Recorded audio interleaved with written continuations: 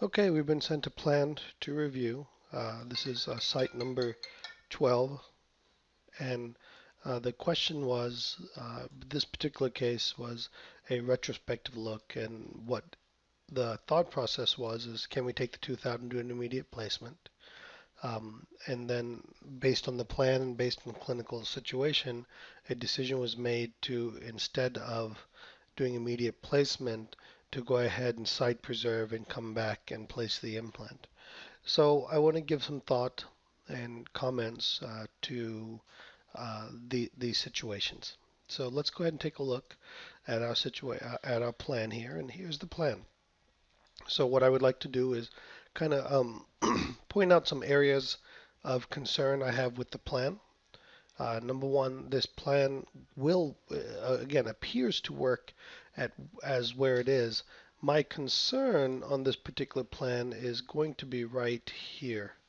Um, I think that is entirely too close to the vestibule and buckle area right there, how thin that is going to be.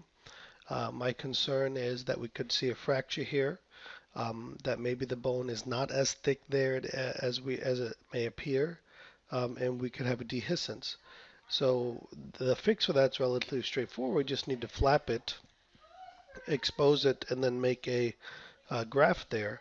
But I would prefer to not have to deal with that. So I would probably adjust this plan, number one, to have more space right here.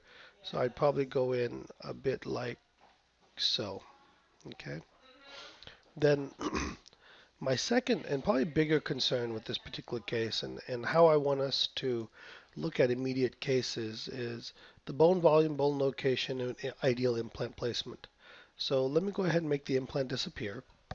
And in looking at this, what I like to do is mentally, I like to draw out all the different things. So right here, the red will represent the tissue, just like so. Okay, we're going to have yellow represent the tooth itself.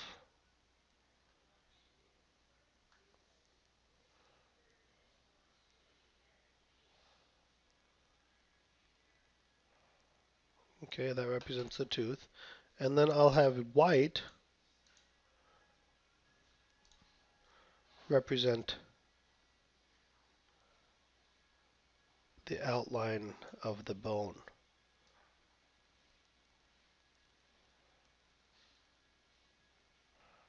Just like so. Okay.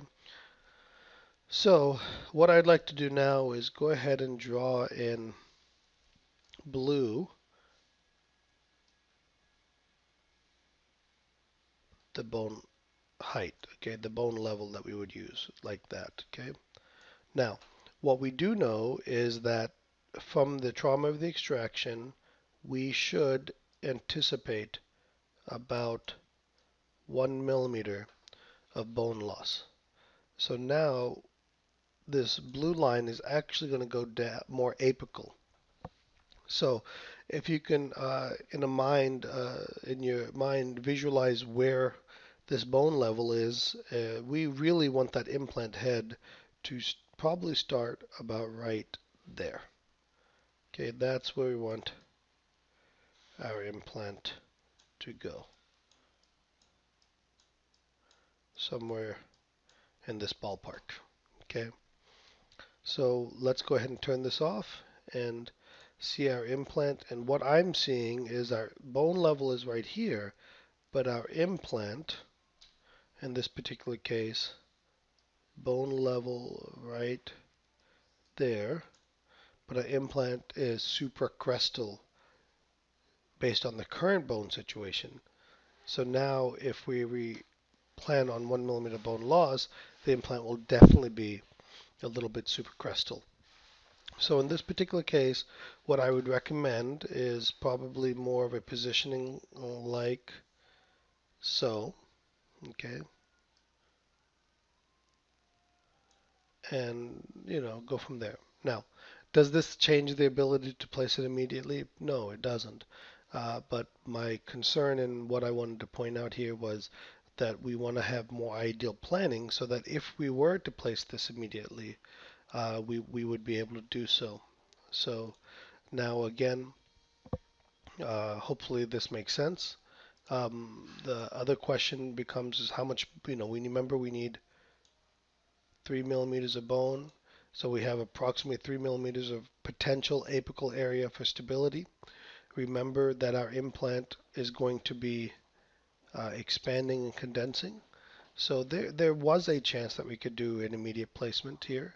What I would look at doing here is, to help me understand, is I would have gone in here and made this a generic implant, and I would have made this 2.8, and there. Now you can see that's the bone we're going to remove because I'm going to do a 2.8 millimeter drill only. And then now I would take a closer look all the way around and say, wow, okay, now right there, I'm going to have a lot of implant in bone right here, right here, right there, so um, retrospectively, there could be a chance to do this with immediate placement.